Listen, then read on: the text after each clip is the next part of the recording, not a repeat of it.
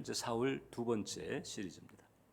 라마 나요트에서 일어난 일입니다. 라마 나요트. 라마는 사무엘의 고향이에요. 그리고 그 사무엘의 활동 중심지이기도 합니다.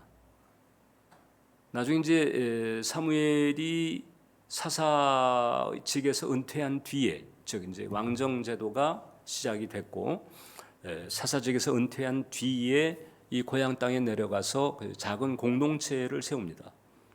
이제 통상 선지 학교로도 알려져 있는 그런 공동체를 세우면서 이제 선지자를 양성하는 사역을 하게 되는 거예요. 이러고 있는데 사울로부터 이제 죽음의 위협을 받고 추적을 받은 다윗이 이 라마 나요트에 찾아가서 거기서 은신하게 됩니다. 왜냐하면 다윗도 사실 사무엘 때문에 기름 부음을 받고 왕이 될 거라고 하는 암시를 받는 거잖아요. 그런지 그와 같은 하나님의 섭리가 있음에도 불구하고 지금 사울이 그 공권력을 사용해 가지고 뭐 이 군대만이 아니라 이 특공조를 구성해 가지고 추적을 하면서 자기를 죽이려고 하니까 도대체 이제 하나님의 섭리가 이게 어떻게 돌아가는지 이제 이런 점도 궁금했을 거예요. 그래서 이제 그 라마에 가서 이제 사무엘을 만나게 됩니다. 그리고 이제 거기에서 은신을 한 상태였는데 이것이 알려지게 됐습니다. 사울에게. 사울이 체포조를 구성을 해서 그 다윗을 체포하라고 이제 보내게 됩니다. 성경에는 이제 전령이라고 나왔습니다만은 사실상 체포조죠. 그래서 이 체포조들이 이제 라마 나요트에 딱 갔는데 이 얼토당토 않게 이 체포조들이 하나님의 영의 감화를 받고는 예언하는 일들이 벌어지게 됩니다. 사실상 다윗을 이제 잡아 죽이려고 하는 판 아니에요, 그죠? 그래서 이제 다윗을 잡으려고 갔는데 오히려 예언 사역을 하게 되는 일이 벌어져요. 자, 저기 보면 예루살렘이 있고 기브아가 있고 라마 나요트이 있는데 사실 이제 아직 예루살렘은 저때 등장하지 않은 때입니다. 예루살렘은 다윗이 왕이 되면서 그 여부스 족속이 여전히 점령하고 있었던 그 살렘을 나중에 이제 점령하고 그때서 수도로 세우면서 예루살렘이 본격적으로 등장을 한 거예요. 저 때는 이제 기브아에서 사울이 있으면서 이제 그 라마 나요트과의 사이에서 긴장이 있었던 거죠. 근데 이 첫 번째 보냈던 체포조들이 갔다가 돌아와 가지고 왕이시 우리가 다윗을 잡으러 갔는데 하나님의 영에 우리가 사로잡혀 가지고 예언 사역을 하게 되고 도대체 뭘 어떻게 될지 몰라 가지고 다시 돌아왔습니다. 그 두 번째 보냈어요. 세 번째 체포조까지 보냈는데도 그 세 번째 그룹들도 하나님의 영을 받고는 그 다음에 예언을 하는 일이 벌어지게 돼요. 이 세 번씩이나 이런 일이 일어나니까 사울이 안 되겠다. 이제 내가 직접 나서야 되겠다. 그리고 이제 사울이 직접 라마 나요트를 찾아간 거예요. 근데 오늘 이제 우리가 조금 전에 읽었던 말씀처럼 이 사울에게도 하나님의 영이 임해 가지고 예언을 하는 일이 벌어지게 되는 거예요. 이 참 성경을 통해서 우리가 여러 가지 이 다양한 환경, 다양한 사건들을 보게 되는데 지금 이 우리가 이제 오늘 읽은 요 대목만 해도 이 참 하나님의 영이 하시는 일의 그 다양함을 우리가 이제 이렇게 접하게 되는 거예요. 자, 이 사건은 도대체 우리가 어떻게 봐야 될까? 여러분 지금 사울은 이미 하나님께 찍힌 사람이잖아요, 그죠? 이미 이제 하나님께 완전 패기선언을 받은 상태예요. 사무엘은 다시 사울을 보려고도 하지 않았습니다. 아시는 것처럼 사울이 처음에 이제 왕이 되기 직전에 사무엘을 만났을 때 그때 비슷한 일이 있었죠. 이때 이제 예언을 했던 기억이 있어요. 그리고 그 뒤에 이제 왕이 됐고 하나님의 눈에 벗어나게 되었고 이제 하나님께로부터 이제 폐기 선언을 받게 되고 그리고 사무엘과도 벌어진 상태, 하나님과도 벌어진 상태. 이미 지난주에 살폈던 것처럼 사울은 다시 애통한 마음을 가지고 하나님에게 돌아가려고 했던 기미가 없어요. 자, 그런데 그런 사울에게 하나님의 영이 임하고 그다음 또 예언하는 일이 벌어지는 거예요. 아니 하나님께 찍힌 영성인데 뭐 애통한 마음으로 뭐 통회하면서 뭐 자복하거나 이런 것도 아니고 여전히 그냥 인본주의적 고집을 가지고 버팅기고 있는 형편없는 영성인데 어떻게 하나님의 영이 임하고 또 그 입에서 예언이 터져 나오나? 당연히 이런 의문을 가질 수 있는 이런 사건입니다. 이걸 어떻게 이제 봐야 될까? 자, 일단 첫 번째 우리는 이 공간에 임하는 기름 부으심이 있다는 것을 이제 알 수 있어요. 자, 19장 20절을 보니까 사울이 다윗을 잡으러 전령들을 보냈더니 그들이 선지자 무리가 예언하는 것과 선지 학교라고 그랬죠. 그 선지자 무리가 예언하는 것과 사무엘이 그들의 수령으로 선 것을 볼 때에 하나님의 영이 사울의 전령들에게 임함에 그들도 예언을 한지라. 요 맥락으로 보게 되면은 그 선지 학교에서 뭐 특별 기도회 내지는 어떤 특별 집회를 하지 않았나. 그러니까 선지자 무리들이 모여가지고 예언을 하고 사무엘이 그런 그 집회를 지금 이제 이끌어가고 있고 리드하고 있고 이런 상황인 거거든요. 그 전령들이 가서 보게 되니까 그런 상황인데 갑자기 하나님의 영이 그 전령들에게 임해가지고 그들의 입에서 예언이 터져나와요. 하나님의 영의 역사가 스타일이 투트랙입니다. 하나 문구하니 이제 내주하시는 영의 풀어짐이 있어요. 또 하나가 임하시는 영의 사로잡으심이 있습니다. 그러니까 이 성령께서 강하게 역사하시는데 성령께서 강하게 역사하실 때의 패턴이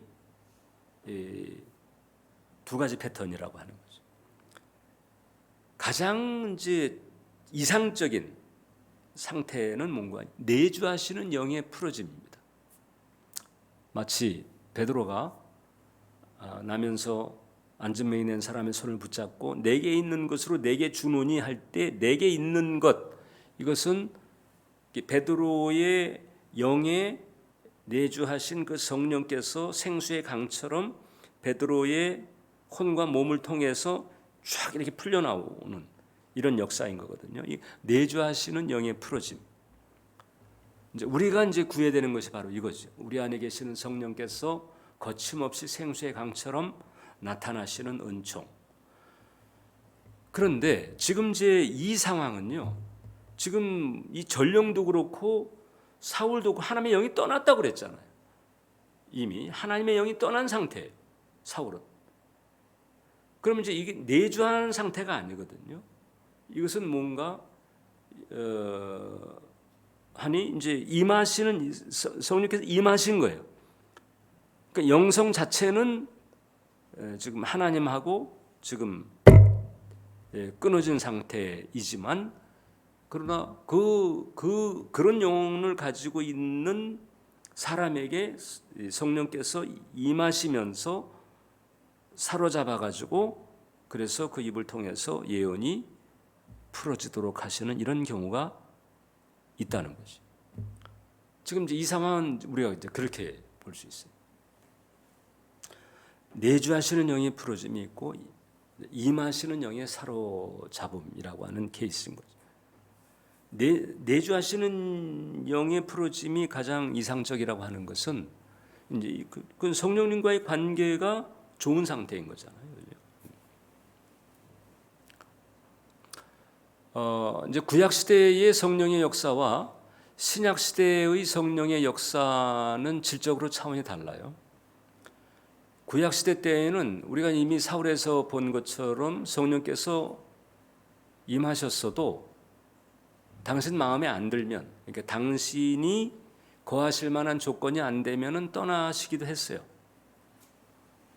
사울이 바로 그런 심판을 받았고, 그 모습을 다윗이 수금을 뜯으면서 하나님의 영이 믿다가 떠난 사람의 영적인 곤고함이 어떤 것인가를 잘 알았죠.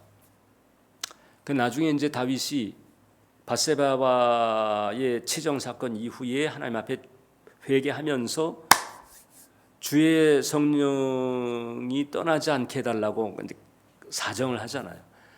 그러니까 주의 영이 떠나는 것이 얼마나 처참한 것인가를 사울 곁에서 수금 뜯으면서 정신없이 떠들고 번뇌하는 모습을 체험했던 다윗이 그 대목을 이제 특히 강조해서 간과했던 거잖아요. 구약 시대 때는 이렇게 이제 성령께서 오셨다가도 떠날 수가 있었어요. 근데 신약 시대는 그렇지 않습니다. 신약 시대에는 성령께서 오시면 일단 떠나지는 않으세요.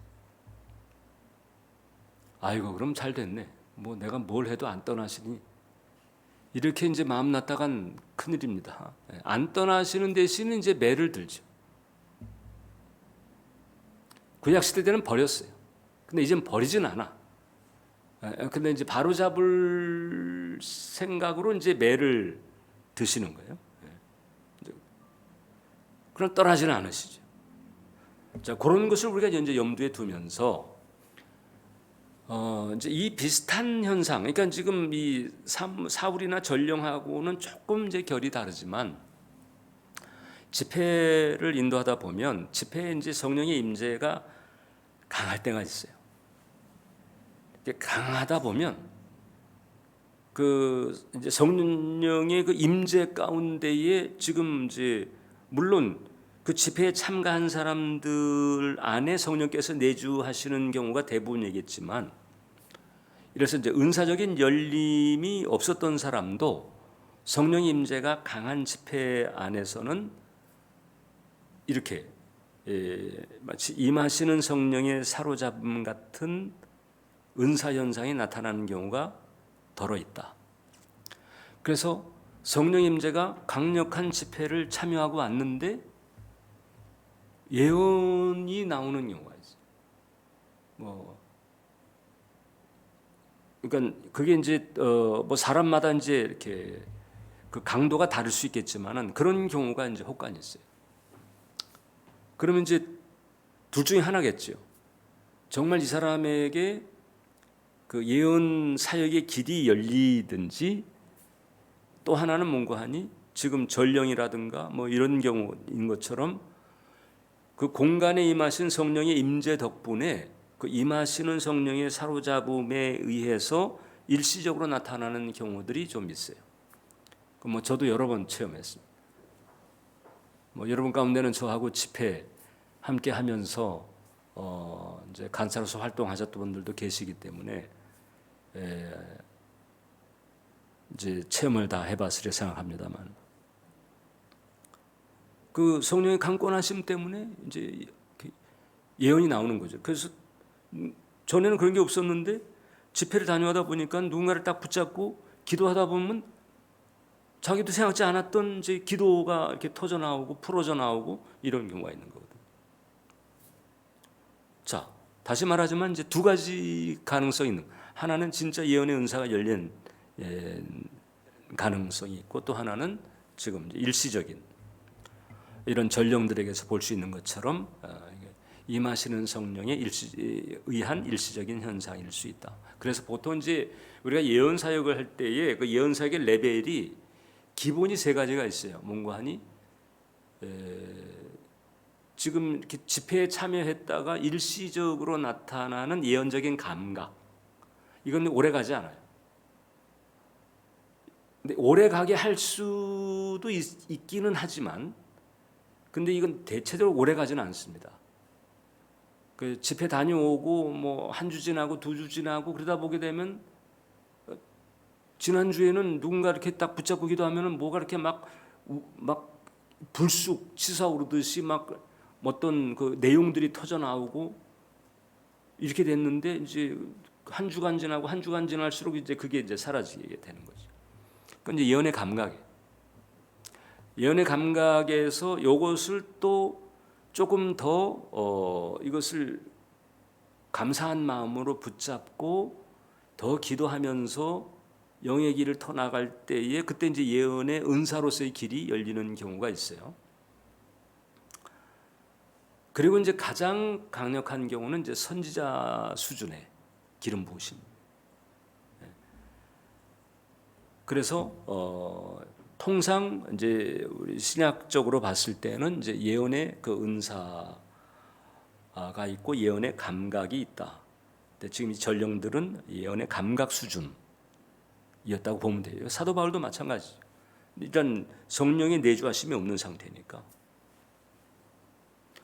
그런데 이제 선지자 수준으로 예언 사역을 할 때에는 이제 그 예언 사역의 레벨이 다르죠. 그래서 은사 수준의 예언 사역을 할 때에도 높은 수준의 예언이 있고 낮은 수준의 예언이 있어요. 낮은 수준이라고 그래가지고 그게 뭐 수준이 유치하다거나 그런 건 아니고 이제 스케일이 달라. 그러니까 이 선지자적 수준의 예언 사역은 예를 들어서 이제 세계적인 기후, 뭐 태풍이라든가 지진이라든가 뭐 이런 어떤 이런 전쟁이라든가 이런 데까지 이제 하나님께서 열어주시는 경우가 있거든요.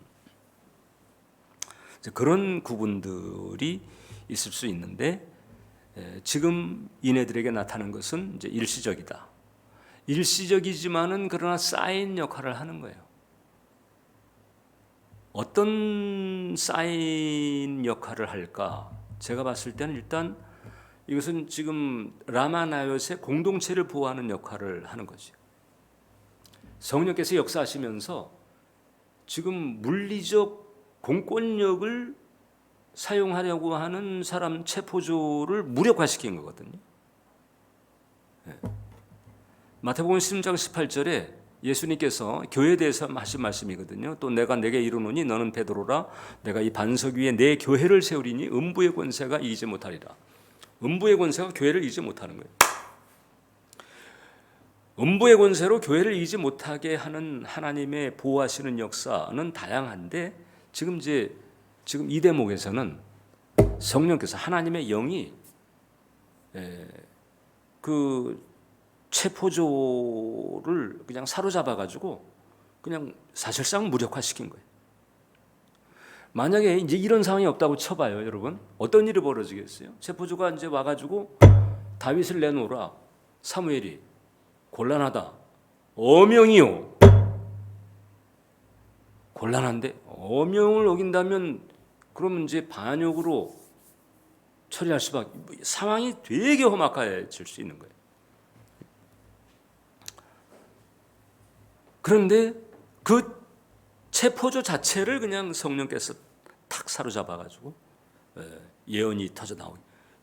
명백하게 하나님의 역사라고 인정할 수밖에 없는 상황이 벌어지게 되는 거예요. 그러니까 여기서 이제 무슨 칼을 쓰고 창을 쓰고 그런 생각을 하겠어요, 그렇잖아요. 그러니까 여기서 이제 이 임재 은총은 어떻게 되느냐? 사무엘과 다윗을 그리고 그 라마나요스의 공동체를 보호하는 역할.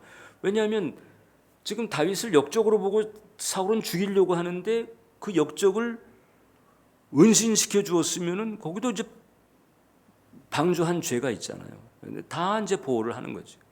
그리고 더 나아가서 이제 이 세 번째까지 이 파견됐던 이 전령들이 돌아가가지고 뭐라고 보고했겠어요? 그네들이 보고문은 딱 공통적으로 한 가지일 거예요. 뭐겠어요, 여러분?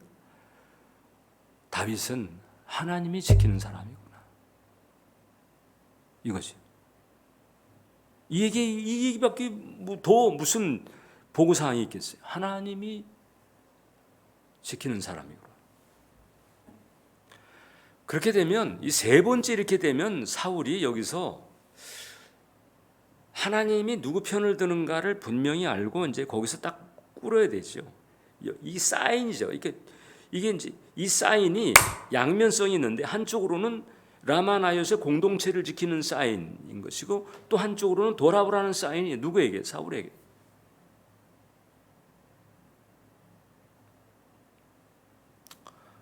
여러분 기도를 해주시길 바랍니다. 우리 은혜정교회 공간이 이렇게 되기를 기도하시길 바랍니다. 은혜정원교회 영혼들이 출입하면서 이런 하나님의 영의 이건 내주하시는 영의 풀어짐 수준의 이 은혜의 역사가 있도록, 그리고 내주하시는 그 성령께서 잠잠하시더라도 은정터전에 와선 임하시는 성령의 기름 부으심을 받아가지고 또 변화되고 하나님의 일이 이루어지는 역사가 있도록 기도하시길 바랍니다. 두 번째는 사울에게는 이게 돌아오라는 징표인 거예요. 이미 사울이 왕 되기 직전에 이런 일이 있었거든요. 그때도 하나님의 영이 임했고 예언을 했던 적이 있었단 말이죠. 그때 기억이 이제 나지 않겠어요? 쉽게 말하면 첫사랑, 그 기억이 나는 거예요. 첫사랑을 회복할 수 있는 절호의 찬스인 거예요. 그러니까 하나님의 이 사인을 통해서 사울아, 너 각성해야 된다. 네가 나하고 싸워서 이길 수가 없어. 이 사인으로 알고 여기서 이제 회개하고 돌이켜야 되는 거예요. 사실상 하나님하고 이 거리가 벌어졌을 때 이 다윗이 알고는 있었죠. 하나님에게 내가 찍혔네. 알고 있었지만은 하나님에게로 돌아가려고 하는 적극적인 이런 기미가 없었잖아요. 왜 그렇죠? 그것은 사울 안에 있는 그 인본주의 스키마가 강한 거예요. 사람 안에 있는 인본주의 스키마가 대단히 강력합니다, 여러분. 그래서 복음을 전해도 콧방귀에 끼고 안 믿고 그냥 세상으로 이렇게 계속 매진하는 그 영혼들이 얼마나 많아요, 그죠? 그 사울의 인본주의 스키마가 하나님에게 돌아가고자 하는 일말의 여지까지 그냥 봉쇄를 하고 있는 상황이었단 말이에요. 그런데 그 사울이 이제 그 라마나요스에 딱 왔을 때 그 인본주의 스키마마저도 그냥 확 뒤덮어버리는 강력한 하나님의 영의 역사가 다시 일어난 거예요. 그래가지고 우리가 아까도 읽었습니다마는 23절로 24절을 보면 사울이 라마나요스로 가니라 하나님의 영이 그에게도 임하시니 그가 라마나요스에 이르기까지 걸어가며 예언을 하였으며, 그러니까 라마나요스에 가는 중에도 예언을 막 하는 거죠.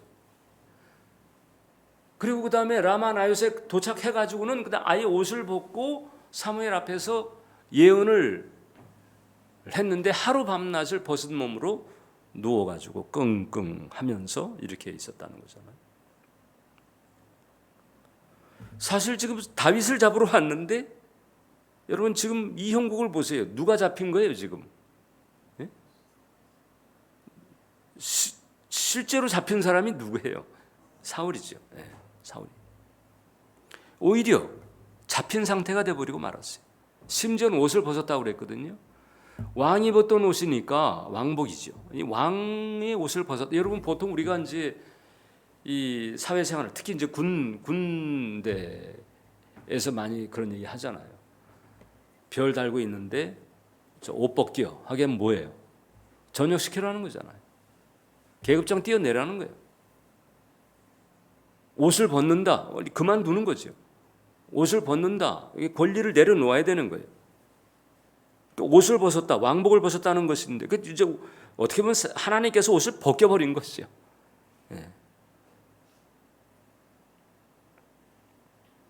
강력한 사인인 거예요. 돌아오라는 거예요. 돌아오라.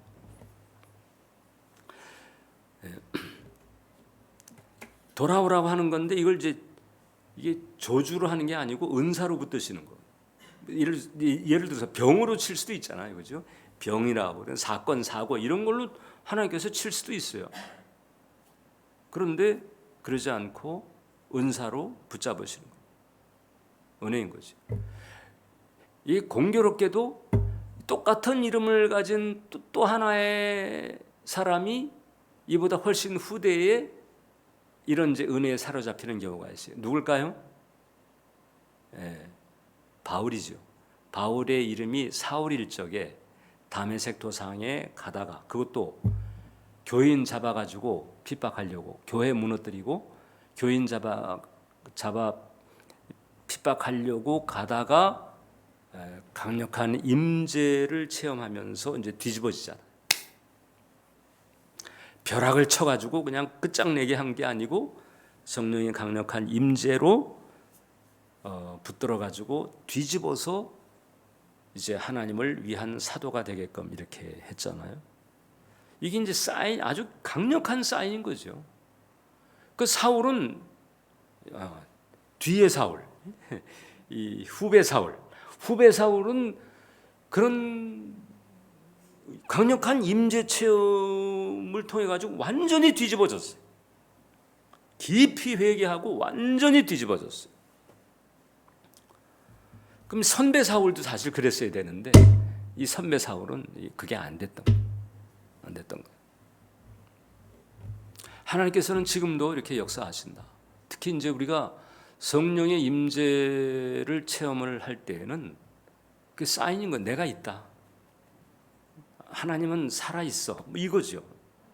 나는 살아 있다. 나는 존재하고 나는 살아 있어. 이거를 가르쳐 주면서, 그러니까 이제 그것을 전제로 너의 삶의 패러다임을 바꾸고 너의 삶의 스타일을 바꾸고 이제 이렇게 해야 돼. 이게 성령의 그 임재를 체험하게 하시는 가장 중요한 의도인 거예요. 그걸 알아야 됩니다. 그래서 거기에 영성도 바뀌고 성품도 바뀌고 생활도 바뀌고 민생의 목적이 바뀌고 이런 변화 역사가 일어나야 되는 거죠. 영국 웨일즈의 부흥이 일어났을 때도 마찬가지였어요. 영국 웨일즈의 부흥을 이끌었던 그 가운데 사진 나오죠. 이반 로버츠라고. 이반 로버츠가 외쳤던 아주 확실한 모토가 하나 있었습니다. 성령님을 공경하자. 성령님을 공경하자는 거예요.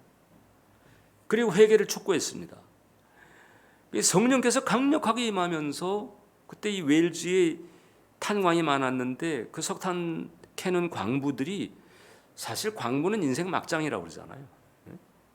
이것저것 다 해보고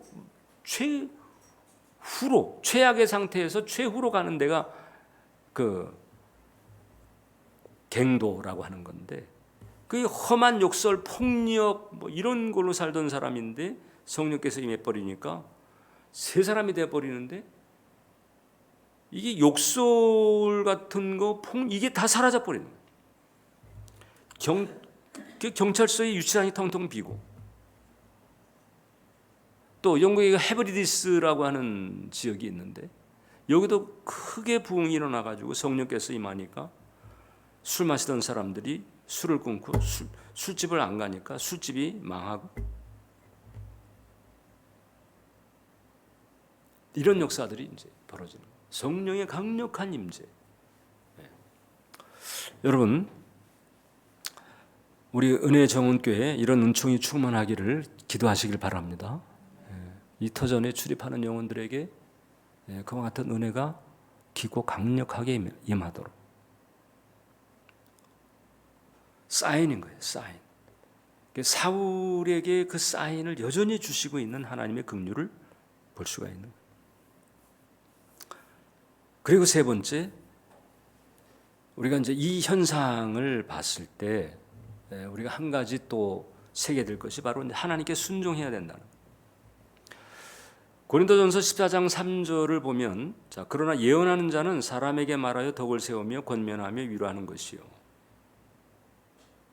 그러니까 예언의 내용이 덕을 세우고 권면하고 위로해서 하나님의 길을 새롭게 갈 수 있도록 챙겨주는 거거든요.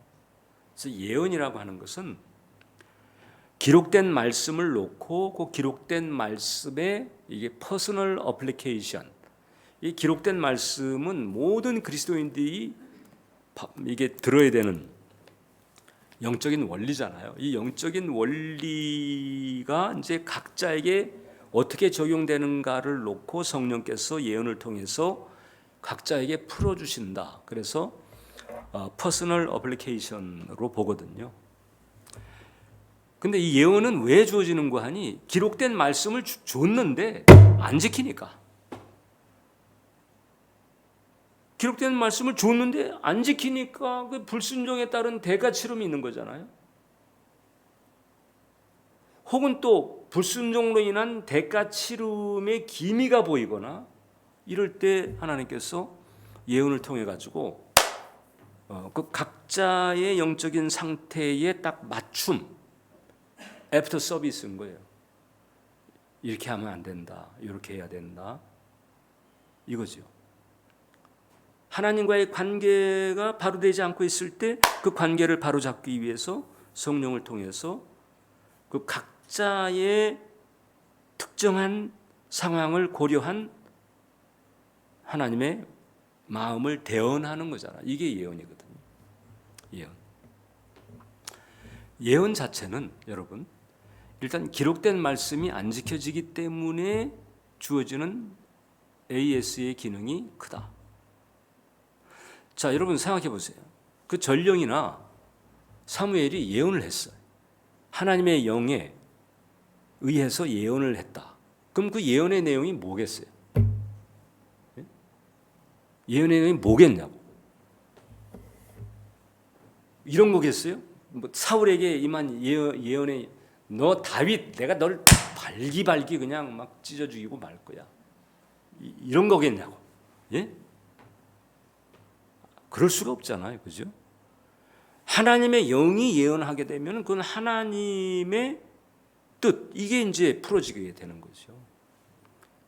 그럼 여기서 지금 예언의 내용을 성경이 언급하고 있지는 않지만 예언의 내용이라고 하는 것은 여기 나와 있는 것처럼 회개시키고 덕을 세우고 권면하고 혹은 위로하고 이런 쪽으로 가는 걸 말이에요. 그럼 이런 예언들이 나왔을 거예요.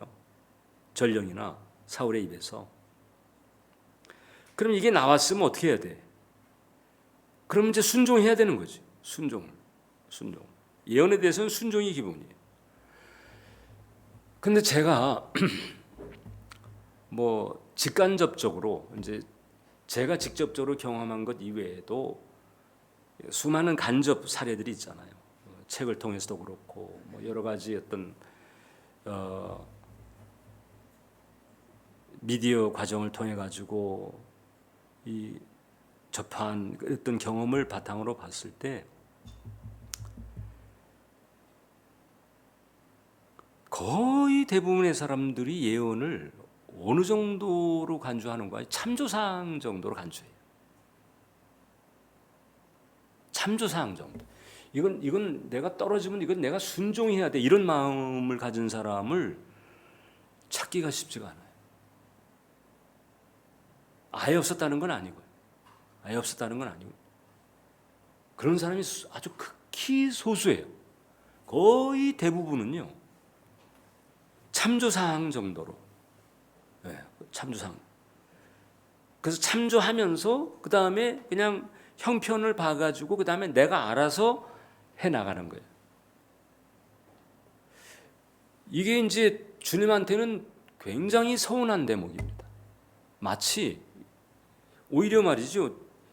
점집에 다녀와가지고 점집 가가지고 점쟁이한테 들은 것은 더 신경을 쓰고 이렇게 하면서 예언을 통해서 받은 이 대목에 대해서는 그냥 참조사항 정도로 생각하는. 이게 딱 떨어졌을 때 이건 내가 순종해야 돼라고 하는 이런 아주 치열한 신뢰, 이게 안 돼 있는 경우가 상당히 많더라.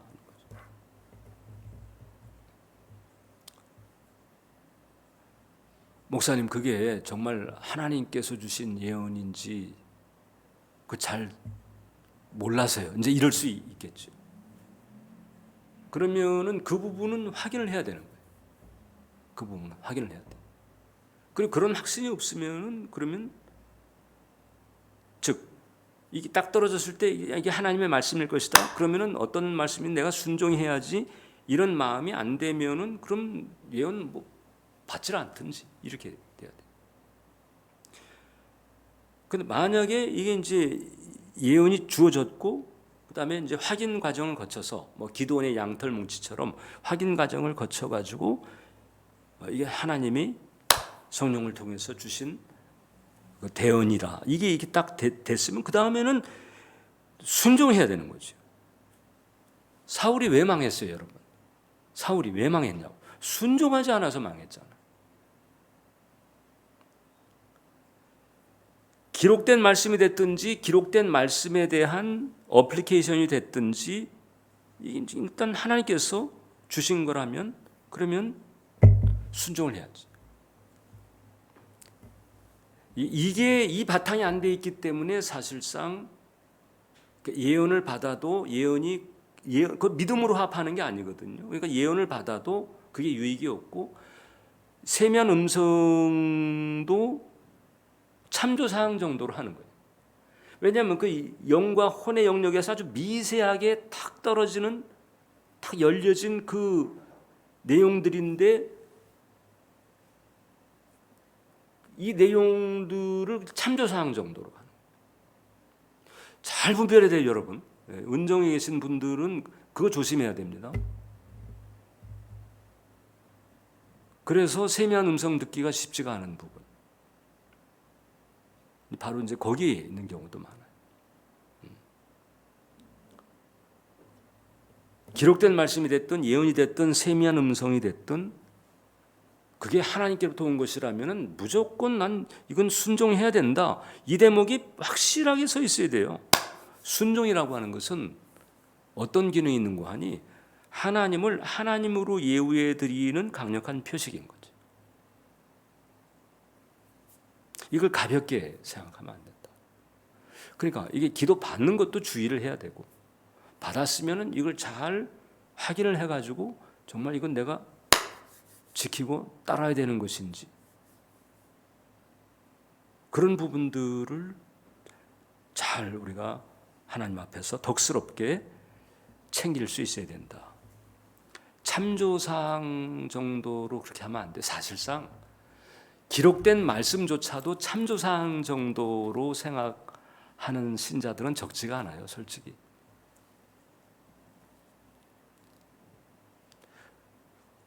그러면 안 되거든요.